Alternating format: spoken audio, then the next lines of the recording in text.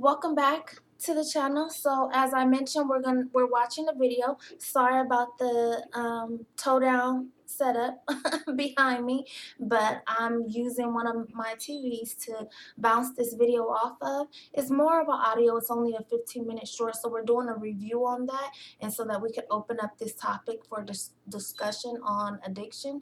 And the name of the video is "Everything We Think We Know About Addiction Is Wrong." So this is part two. Please go back and take a look in part one. But this is part two. Let's delve in to see where he's headed now.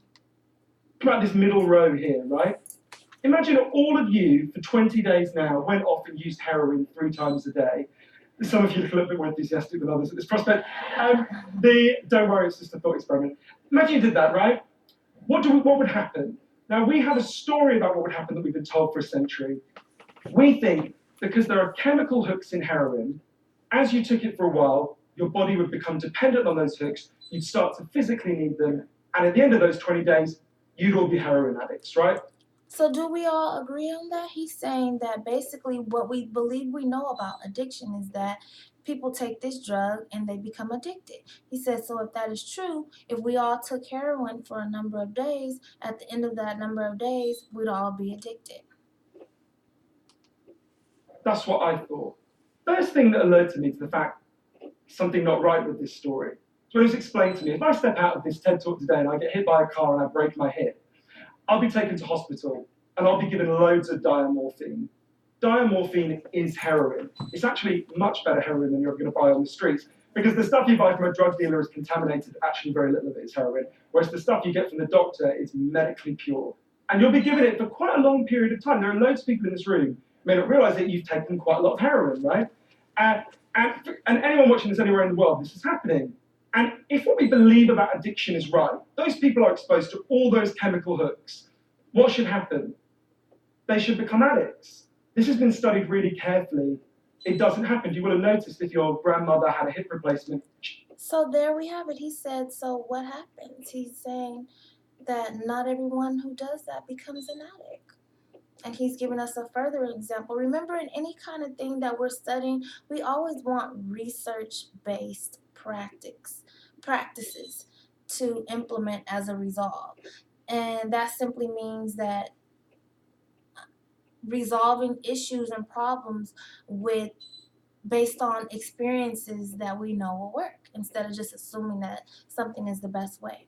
So he's leaning into saying that if that was the case, then how come everyone who goes into a hospital and all these older people who go into hospitals taking these drugs, how come every single person isn't coming out a diehard drug addict? Of course there are some who do, but that should be true for everyone, right? So what's the difference? She didn't come out as a junkie. And when I learned this, it just seems so I'll weird. rewind it just a little bit so you can catch that little joke. Let's see. It's been studied really carefully. It doesn't happen. You will have noticed if your grandmother had a hip replacement, she didn't come out as a junkie. And when I learned this, it just seems so weird to me, so contrary to everything I've been told, everything I thought I knew. I just thought it couldn't be right. Until I went and met a man called Bruce Alexander, who's a professor of psychology in Vancouver, who carried out an incredible experiment that I think really helps us to understand this issue. Professor Alexander explained to me, the idea of addiction we've all got in our heads, that story, comes partly from a series of experiments that were done earlier in the 20th century. They're really simple experiments. You can do them tonight when you go home if you feel a little bit sadistic. You get a rat and you put it in a cage, and you give it 2 water bottles. One is just water, and the other is water laced with either heroin or cocaine. If you do that, the rat will almost always prefer the drug water and almost always kill itself quite quickly. So what did he just say there? I'm just reiterating. I know we all can hear the same thing, but he's saying basically, so this experiment started out where someone took a rat, put it in a cage with the little water bottles, if you could picture like the little rat or hamster cages with the water bottles inside. So he's saying someone took a rat, put it in this cage with those little water bottles, and put water in one, and cocaine in one and heroin in the other, or whatever. So there you go, right? That's. Oh, and then that the rat almost always chose the heroin or cocaine water every single time. to the point of overdosage and death. How we think it works. In the 70s, Professor Alexander comes along and he looks at this experiment and he noticed something. He said, we're putting the rat in an empty cage. It's got nothing to do except use these drugs. Let's try something a bit different. So Professor Alexander built a cage that he called Rat Park, which is basically heaven for rats, right? They've got loads of cheese, they've got loads of coloured balls, they've got loads of tunnels. Crucially, they've got loads of friends, they can have loads of sex, and they've got both the water bottles, the normal water and the drugged water. But here's the fascinating thing. In Rat Park, they don't like the drugged water. They almost never use it. None of them ever use it compulsively. None of them ever overdose. You go from almost a... So here we go. 2 experiments. First experiment, put a rat in a cage with a water bottle and another water bottle. Put a rat in a cage with 2 water bottles. One just water, one water laced with either cocaine and cocaine and water, or heroin and water. And the rat almost always overdoses and kills itself every time. Then experiment number 2, put a rat in a cage with regular water, cocaine and heroin water, and loads of cheese, balls to play with, and other rats. They can have sex, they can have fun, they can toy around, and in that setting, the rat almost never chooses to use or drink the cocaine water or the heroin water. Very interesting.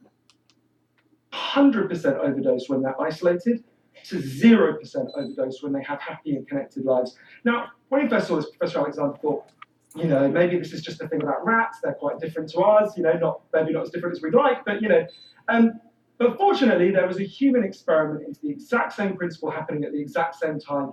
It was called the Vietnam War. In Vietnam, 20% of all American troops were using loads of heroin. Mm-hmm. And if you look at the news reports from the time, they were really worried because they thought, my God, we're going to have hundreds of thousands of junkies on the streets of the United States when the war ends. It made total sense. Now, those soldiers who were using loads of heroin were followed home. The Archives of General Psychiatry did a really detailed study, and what happened to them? It turns out they didn't go to rehab. They didn't go into withdrawal. 95% of them just stopped. Now, if you believe the story about chemical hooks, that makes absolutely no sense. But Professor Alexander began to think there might be a different story about addiction. He said, what if addiction isn't about your chemical hooks? What if addiction is about your cage? What if addiction is an adaptation to your environment? Looking at this, there was another professor called Peter Cohen in the Netherlands. He said, maybe we shouldn't even call it addiction. Maybe we should call it bonding.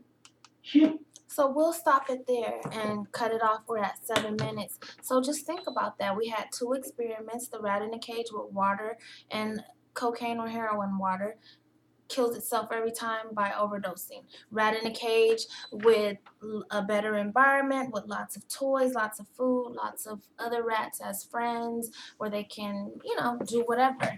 And almost never choosing that water. So what's happening here? And he said at the same time the Vietnam War was going on, all these guys went to the war and they were just overdosing on not overdosing, they were using all these drugs. And why was that? If you know anything about the Vietnam War was like one of the most grotesque wars ever. And the things that Vietnam was doing in wartime, they weren't following any rules, quote unquote, to war. They were just really there were instances where they would cut off heads and defecate down the throat of bodies. They would gut them and there'd be like, soldiers would be walking through to find guts and stuff hanging out, and then they were using like Agent Orange, like this chemical that like ate up your skin and your whole body in like seconds, just like weird, like just traumatic type of stuff. And so they were using to kind of get by in that. Anyhow, so let's go on to the next part and then we'll give a better rendition on what else we're seeing in this video. Thank you again for watching. Part 3 coming next.